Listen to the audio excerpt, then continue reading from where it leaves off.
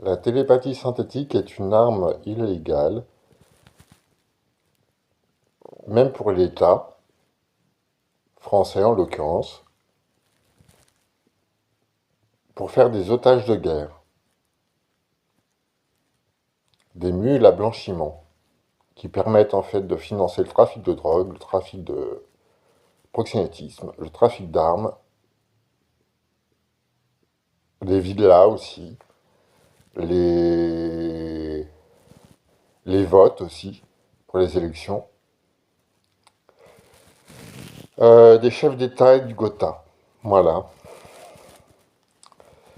C'est un outil d'esclavagisme illégal, car l'esclavagisme est aboli.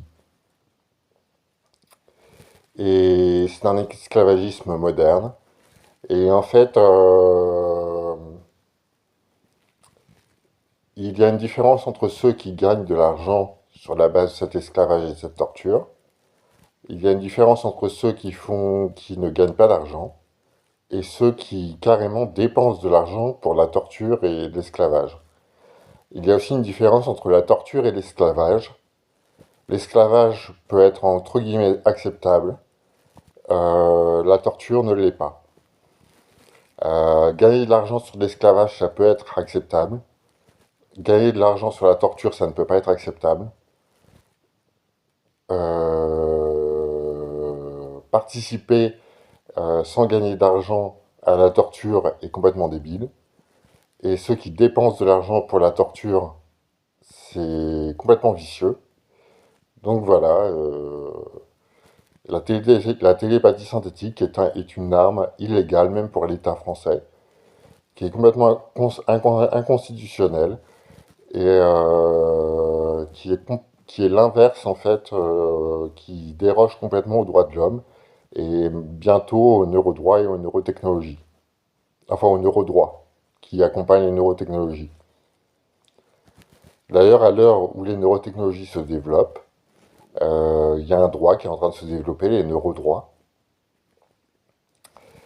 qui vient en fait compléter les articles des droits de l'homme sur la liberté de conscience, la liberté religieuse, la liberté de penser, avec des neurodonnées, des neurodonnées,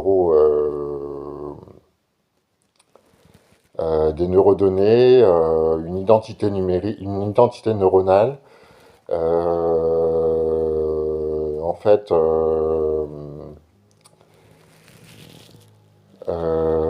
le fait de ne pas pouvoir implanter des nouveaux souvenirs, le fait de ne pas pouvoir modifier la personnalité ou l'identité d'un individu via les neurotechnologies. Donc voilà, en fait, la télépathie synthétique est une arme illégale qui en fait ne nécessite pas forcément d'implant, car moi j'ai pas d'implant. Et elle peut toucher n'importe qui, et c'est pour faire des otages de guerre. Voilà. Et c'est complètement illégal en fait, même pour l'État français, ou l'État tout court.